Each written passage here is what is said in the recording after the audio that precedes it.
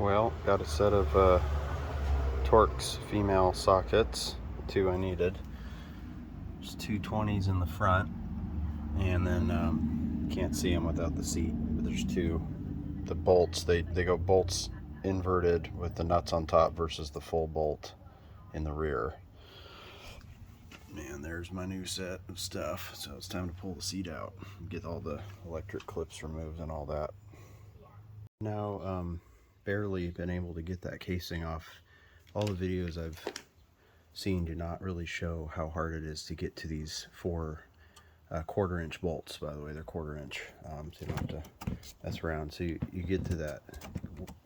Once you get them removed, then you can slide the guy. So far, without getting the seat pan off, having the whole seat attached, which I don't think is a good idea. Ideally, I'd want to work on this from the top down, but I genuinely can't figure out how to get the seat pan off. Call me stupid. I can see how to get the cushion off, but with the heated and cooled seat and all these functions attached to this foam, if there's not a way to just unbolt the seat frame from the rest, I am very hesitant to mess with that if I can avoid it. But the idiots at GM decided to face these bolts toward that, leaving just enough room for a socket and not even a socket wrench. And I could get some of those loosened with pliers, but I have a quarter-inch super thin wrench and it's not cutting it. I also have this, and for some reason it won't bite, so it must just be slightly off. Anyway, so I haven't gotten to that casing yet, even though I've sawed the back end of that off with the Dremel tool. So the cog here, I sawed off. It was missing several teeth, and so I actually picked that spot to begin the saw off spot, and you could see the teeth inside the casing as soon as I got this side off. This one was much easier to get to. Once you get this part off, you don't really have to cut off the back end. The reason why I stuffed a bunch of bubble wrap here is to protect all the cabling. And I'm going to have to Dremel tool this off at the skinniest point, because I back the threads all the way back. When you get to the knurled end where the nylon cog was, it won't go through the threads, and I'm not about to screw up the threads trying to get that out. So yeah, it just seems like a bad idea. I think there's enough room to back it out, but this seems like the safe play here. And then what I'm hoping is I can get a quarter-inch to get this was the one that was for sure bad. This one actually is still functioning, but I really don't want to deal with doing this twice. So I'd like to replace them both at the same time, but I don't know if I'm going to be able to get a chance to get this one off and have enough room to work with getting this out or not. I really can't tell right now. It's not looking very good.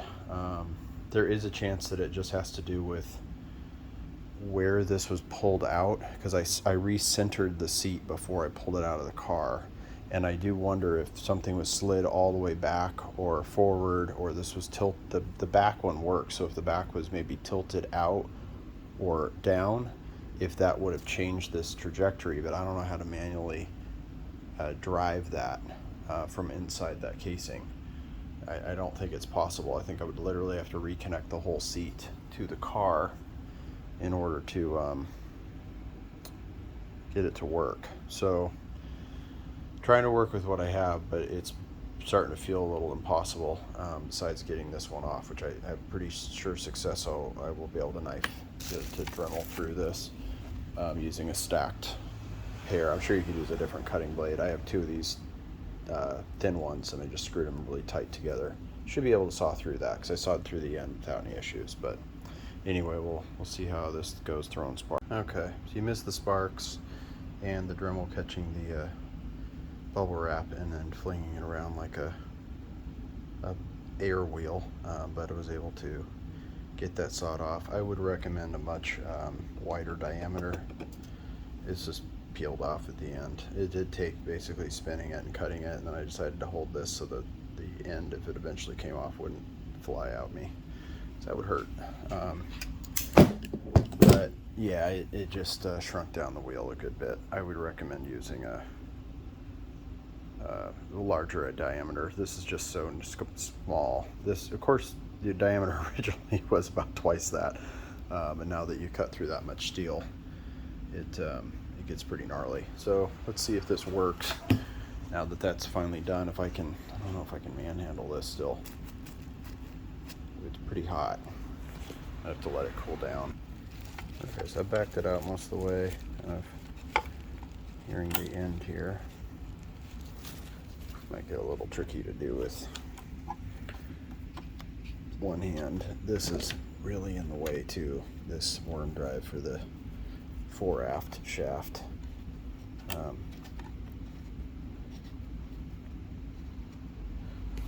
see here. Man, this would just be so much easier to do from the top. Actually, this part probably wouldn't, because this casing would be in your way, but here we go. I got a thumb on it.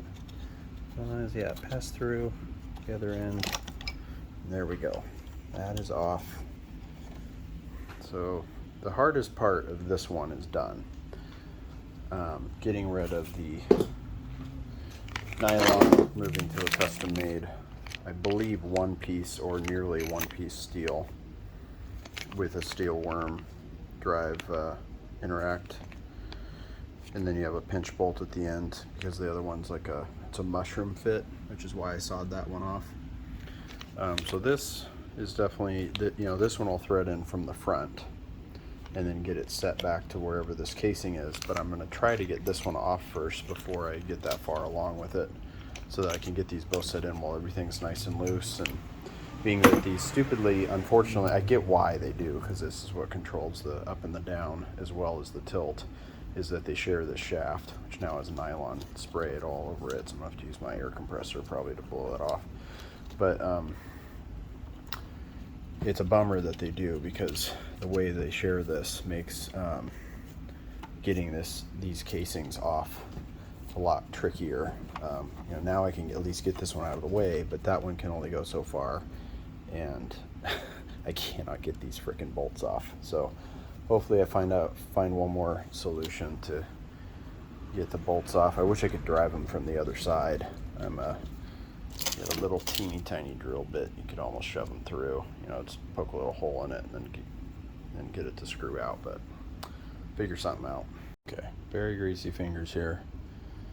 Use about the dumbest, most Neanderthal method I've ever used to get this case split apart in the front without taking the seat bottom off. The other half is over here, kind of tucked out of my way.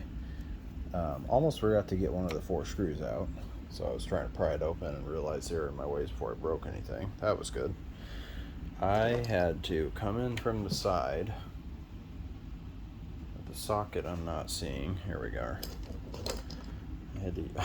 I took this socket at the tip of a freaking screwdriver, because I didn't have the right length of socket screwdriver. I do have a couple of them, but they're not long enough and skinny enough to get through the side rail, and this is just really hard to do with one hand.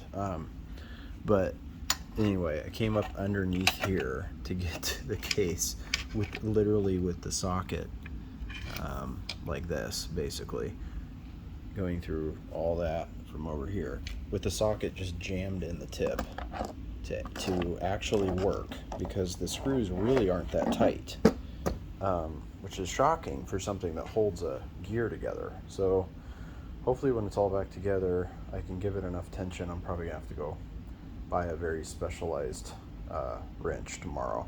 Not specialized per se, but a very specific 1/4-inch wrench, because I cannot get enough snug on these 8 bolts. The 4 of them that face the wrong way, they face outward instead of inward. They both should face inward.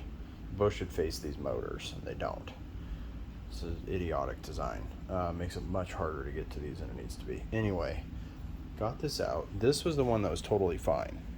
So I'm replacing this preemptively, but I've already sawed the back off. I was able to get a good tilt on it. This one tilts a lot more than the other one, which hopefully helps when it comes to installing the replacement. So you can see it, the mushroom capped kind of end, the flanged end is sawed off from my drill Dremel. Pull this all the way out with my non-dominant hand, and I now have 1 bolt to put in, 2 bolts to put in. Get the whole freaking thing back together with white lithium grease, and should be back in working order if I can get enough tension on all this stuff. Once I get it all cleaned up, I need to go cut all this with paper towels, get all these nice and cleaned out. And then the problem I'm having is when this is down, it's something to do with the tilt was fairly flat. So, you know, I certainly wasn't sitting in like bucket dump mode or like the other way around where this back end of the seat would sink. So I don't really know what it is as to why this is like this, but this one had most of the threads behind it, and this is like basically touching. And so I'm not sure, with it being fully functioning and nothing was stripped, why this touches that, if that's normal or not. I'm not seeing enough video footage out there to be able to tell why these end up so close together, and kind of honestly hard to deal with. This is the part that I've seen the least amount of focus on with dealing with these bolts, and I don't know why it's getting skipped when I'm looking at these how-to videos. But anyway, yeah, I mean, I'm assuming the best method is taking the seat pan off. But when you have a seat with AC and heat and an airbag and all this other stuff, it does make me nervous. I don't feel real. There's just no obvious bolts. I'm assuming these bolt heads have pretty big nuts on them, but you can't really get to them very easy without the seat cushion removed. And I don't want to take the seat cushion off because it's going to have all this stuff glued to it. It's just you know, the foam itself. I just don't foresee an easy way to do it, but hopefully this will all go back together with the replacement bolts and be in better shape than it would have ever been otherwise. Okay, these are very challenging to get in side by side. I genuinely don't know why folks are not showing this, and unfortunately, without having an overhead camera aiming down, there's no way I can really depict this, but I'll describe it as best I can. These two are so freaking close together, sharing this bar and needing such minimal offset space between, I'll just call it left and right, even though it's technically tilt back and tilt front. But these casings, of course, you can't crack them. They have very minimal flex. And in order to get this screwed in and seated in this rounded portion that holds the screw, I have this one separated enough to where you can see all the white lithium grease I used. For if you're really wondering what kind, there you go. Lucas is pretty hard to beat, and it was $5. So, you know, I can push this side closed and it'll close up, but in order to get this flex just enough to get through it and not pinch my finger between the gear and this housing, which would have had me yelling, I had to use a screwdriver in the back side of this, pry this back this way. This one's completely out of the way, mind you. This is way back here at the time you're putting this in, okay? Don't even picture that here. You're seeing the whole shaft.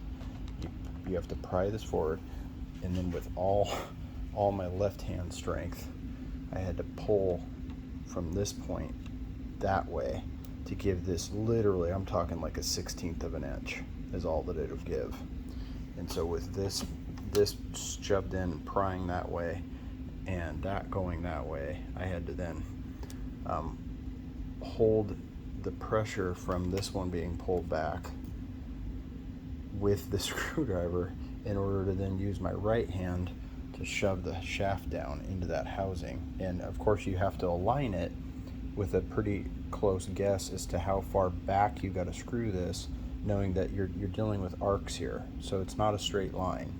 So when you drop that into the housing, it's going to be on an arc, and fortunately these replaced steel cogs are skinnier than the nylon ones, so there's more fore aft room this direction, and then there's little washers that go on the back end of it, which I think the other ones had too, but maybe one less, that kind of fill in the gaps once it's kind of all the way forward. Then you dump those in.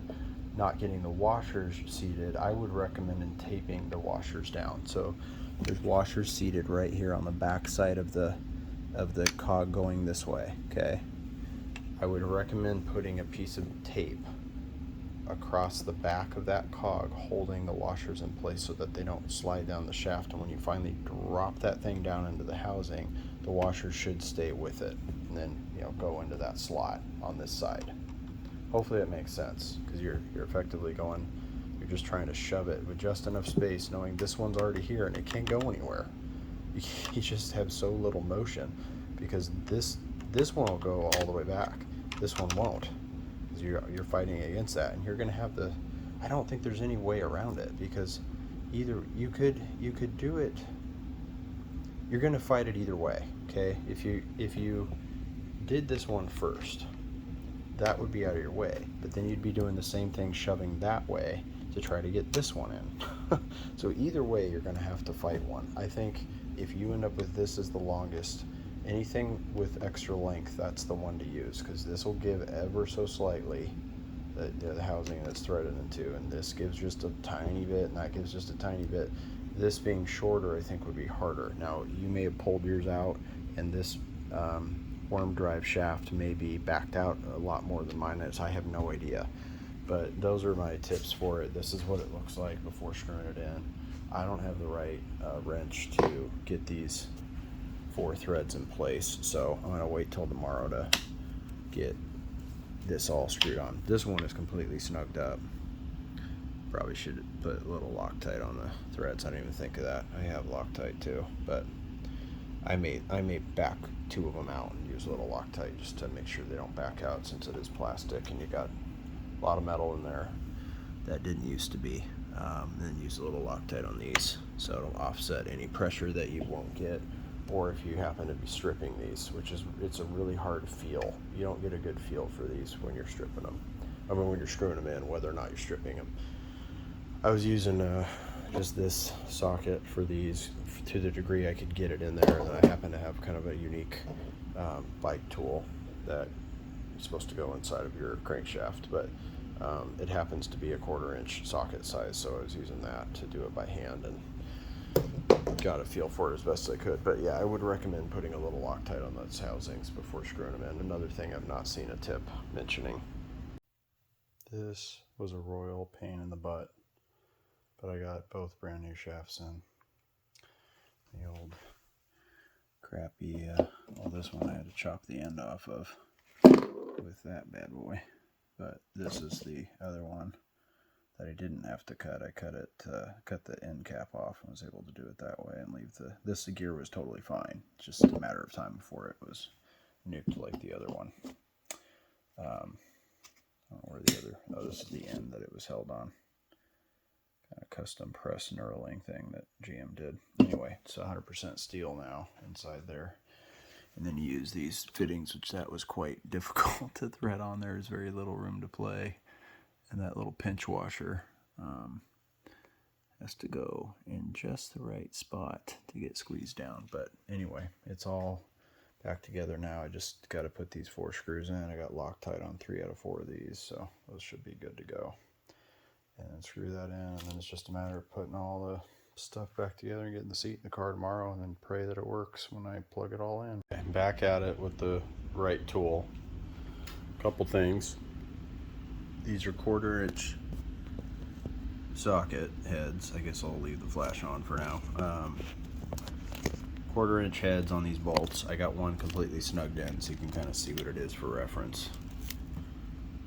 Right here. Right there is the head. Do not forget to use Loctite. They have blue, which I'm assuming is Loctite on the top of the threads. This was stock. So my guess is that's a way of telling you to use it. But you're dealing with a very strong but nonetheless plastic housing. And so I found this $3 micro driver, which is effective. It's actually in the screwdriver section of Harbor Freight. You get really good reviews. In fact, I bought 2 of them because if you lose one or have one in the toolbox, one in the house, but a little hard to do left-handed, but it will fit in between all this menagerie. This is the only one I can't get to without using a standard wrench, which is going to be a little tricky. This one I could get to easily, as you see here, and you don't even need a socket, just fits right over it because it's 1/4 inch bit size. And then you can get down to this one at the bottom, which is my next one I'm going to do. This one's already in. It's kind of hard to see. In fact, I'm not sure how to show you. Yeah, that's pretty much impossible. But nonetheless, there's one already in the bottom. It's just a hard one to get an angle on. But the point being, you got to get all 4 of these in. This is the only one that's going to fight me, because even with as skinny as this sucker is, that knob on the back is just enough to prevent it from being able to fit over a head, let alone a backed out one. But if I can get 3 of them on, all with Loctite, like I did with the one here, then we're going to be in good order, and then I can reinstall the seat. I also zip tied this together while I was in here because this clip broke. Yeah, more or less broke. Bent back enough to not be trustworthy. I'll put it that way.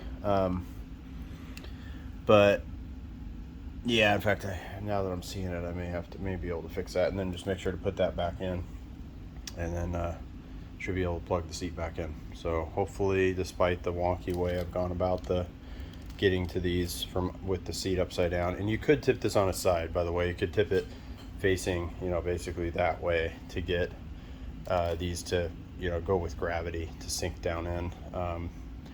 I don't find the need to do that, but if you need to, like, lay it in use the folded down seats in the back of your Escalade to put the seat on its side, and you could do it from there and use that as your table.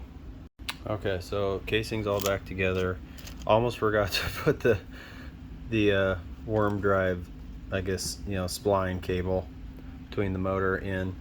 Mine has this casing only on this upper one, but not on the lower one, which is technically the front. I don't know why. I don't know if it was missing or if it was never designed to have one. It's very flexible, but this one is on there. However, in order to get it into here and into there, and honestly, I don't know that I could have done anything any different than I just did,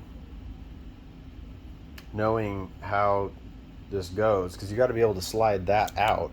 I guess what I needed to do was, no, I don't know how I would have done it, but anyway, I had to bend it, put it into the worm drive thread that's inside of there, okay, the one that used to be nylon, and it fit okay in the motor. I could get it across, but in order to get this stupid casing back on, I had to slice that in a spiral shape so that it would stay on, and then shove it down with squeezing and with parrot pliers, just using the round side. Don't use needle nose.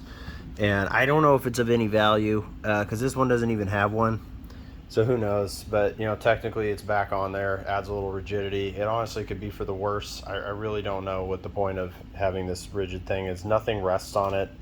It already has a guard with this rubberized one, so I don't get it. But anyway, it's back on there my way. And don't forget to snap these sleeves back in place. The clear one, at least on mine, goes towards the outer, and then the black one goes on the inner, so it pinches these together, in case someone hasn't shown that. But anyway, it is finally ready to get back in the car. I might put on the back panel before I drop it in. So I took that off thinking I was going to get to this and remove the seat and peel that down, and decided against it. So I think I saved myself a whole separate headache by not pulling the seat pan out, but I'll never know now because it's done. Okay, so I got everything back in, and there's the new shaft there and the new shaft here. The rear works like it already did. There were no cogs broken on mine, so you see it. Let me see if I can get its focus. Works great. Actually pretty quiet, given that it's metal on metal.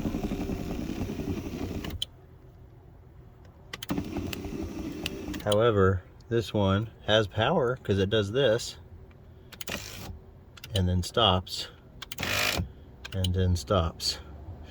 And the only thing I can think of is there was a little spacer that goes on the end of, where's my finger, of this casing, which the worm, threaded worm, whatever the frick it is, that goes over this, it goes, that this metal cable goes into.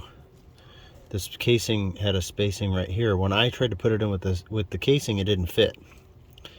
But it kind of seems like something's slipping, in my logical opinion.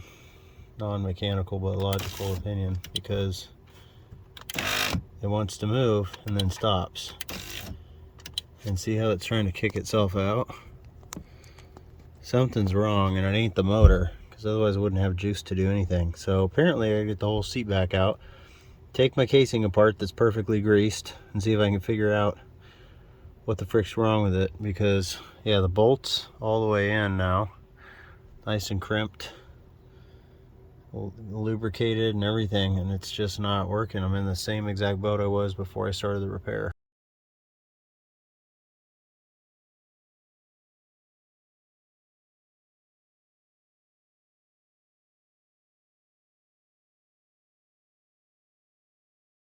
Okay, so one more thing. I had to literally do disassembly to figure this out.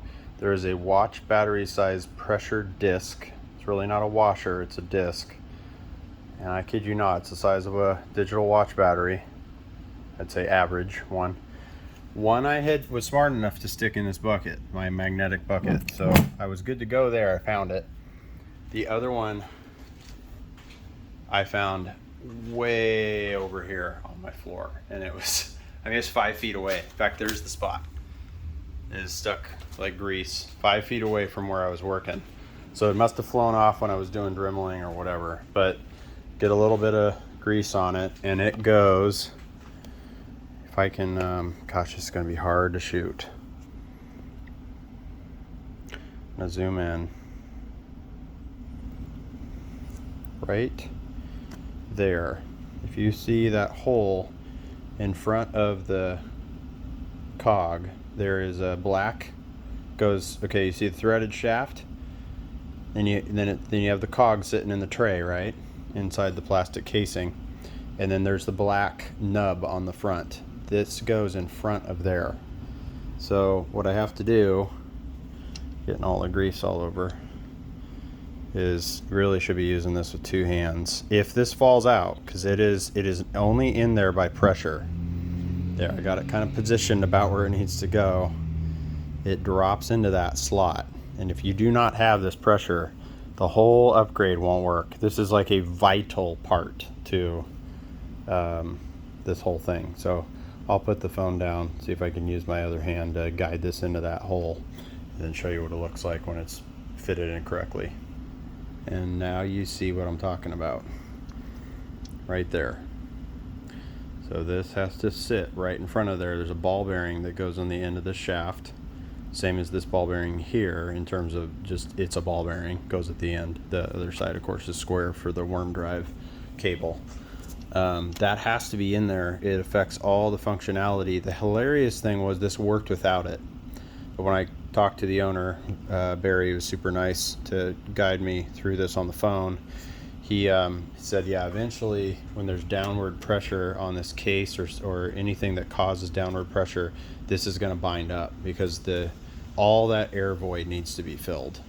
So I'm going to get a little more grease in there before I close up the case and just make sure it's greased up nice and good. And otherwise this project, once it's all connected and redone, is fully done.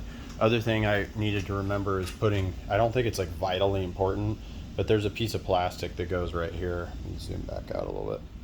It goes right here. My camera's dirty, so pardon the haze.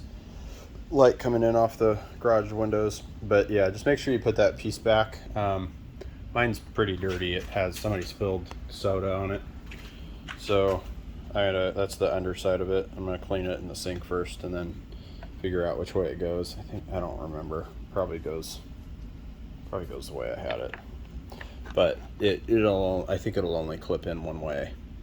But yeah, just something to remember to put in, because all the rest of the trim's pretty obvious. You know, it's back pieces, it's your panel, your corners that cover that and cover the bolts that bolted to the floor. But yeah, otherwise, once I get this casing turned around, I'm going to actually go ahead and do that. I actually have with all the screws still in it. Kind of use gravity as my guide. I'm going to go ahead and slide that down if I can. But I do want to get a little lube in there first, so I'm going to swing that out of the way. But anyway, that's once that's down and threaded in. Other thing would be, which I figured out after putting this all in the car, is make sure you tilt this to where it's tilted all the way up. So if you look at it, you want this to be shoved all the way like it's trying to dump you out of the car. And I got a lot more workspace to use my hands in here, way more room between me and the foam that way. And you know, see how much more tilt there is here to get your hand in. That was not the case with it being flattened or basically tilted back. So it push your thighs up basically. So kind of want it the other way around, real tilted down, and it should give you a little more workspace in there. If you have the ability to do that before you start this project, that would be a huge help. Pardon the neighbor with the tow truck here. Got a wrecked car next door. Another wreck. Like yeah, but this is fully in and power back on, and we have tilt this way that I've never seen this car do. Get this out of the way and tilt to the back, which that one was already functioning but now is guaranteed to work better. And then if you should be able to go straight down, something I also haven't seen this car do. So it's a relief to have it working. And then hopefully